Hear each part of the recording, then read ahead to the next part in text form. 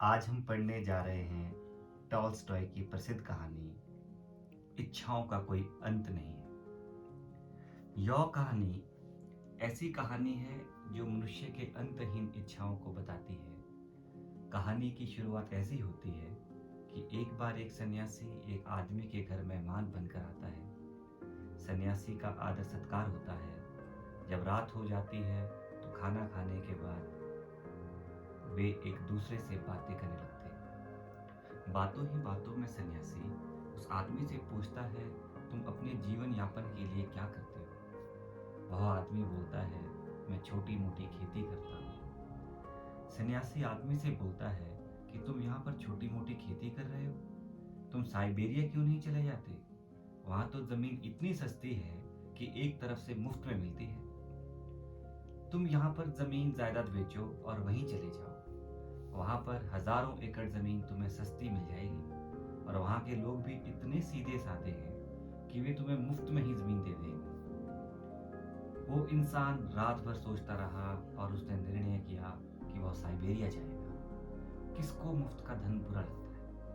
अगले ही दिन वह सारा जमीन जायदाद बेचकर साइबेरिया की तरफ चल पड़ा। वहां पहुंचा तो पता चला जो सन्यासी ने जो बात बोली थी वो सच थी।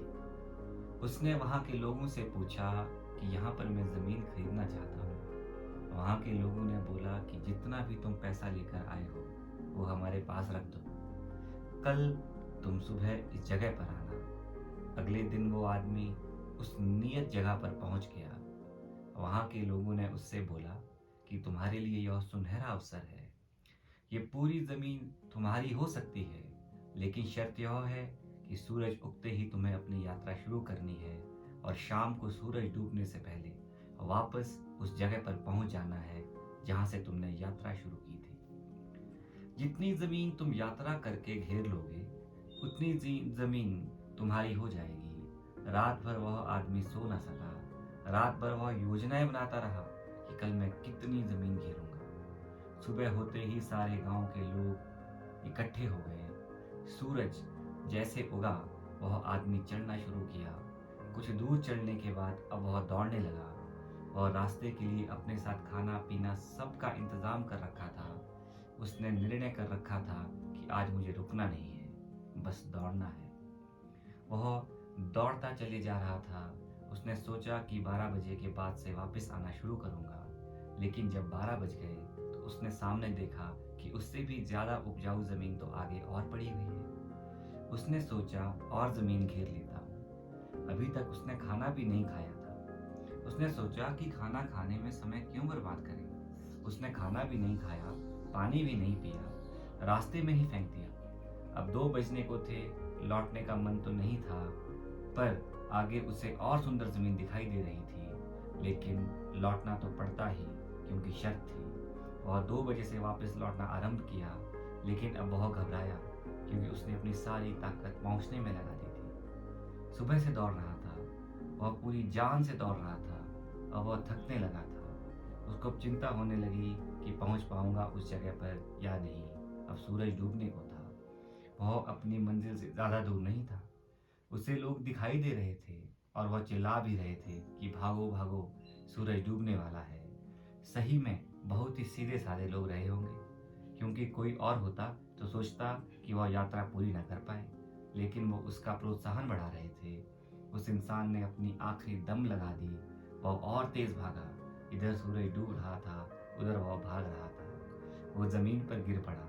सूरज की आखिरी कोर क्षितिज पर रह गई थी। अब वह अपने शरीर को घसीटते हुए आगे बढ़ने लगा, लेकिन जैसे ही वह उस जगह पर पहुंचा वहां सूरज डूबा और वहीं पर उसने दम तोड़ दिया। सारे गांव के लोग, जिन्हें वह सीधे साधे लोग समझता था, वे हंस रहे थे। वे एक दूसरे से बातें करने लगे, यहाँ तो हर दिन ऐसे पागल लोग आते रहते हैं, यह कोई अपवाद नहीं है। यहाँ आज तक कोई ऐसा आदमी नहीं आया कि जो इस जमीन का मालिक बन सके। यह कहानी हमारी कहानी है, हमारी जिंदगी की कहानी है, हम सबकी जिंदगी की कहानी। यही तो हम कर रहे हैं, दौड़ रहे हैं कि कितनी जमीन घेर लें, कितना पैसा इकट्ठा कर लें। 12 भी बज जाते हैं, दोपहर भी आ जाती है, लौटने का भी समय होने लगता है, मगर हम सोचते हैं कि थोड़ा और दौड़ लें। ना हमें खाने की फिक्र है, ना प्यास की फिक्र है। हमारे पास जीने का समय कहाँ है? जिंदगी मिली है जीने के लिए और हम हैं केवल पैसा इकट्ठा करने में ही लगे हैं। गरीब मर जाते हैं भूखे और अमीर भी मर जाते हैं भूखे। यहाँ कभी कोई नहीं जी पाता। जीने के लिए थोड़ी विश्रांति चाहिए, जीने के लिए थोड़ी समझ चाहिए। जीवन मुफ्त नहीं मिलता, बोध चाहिए।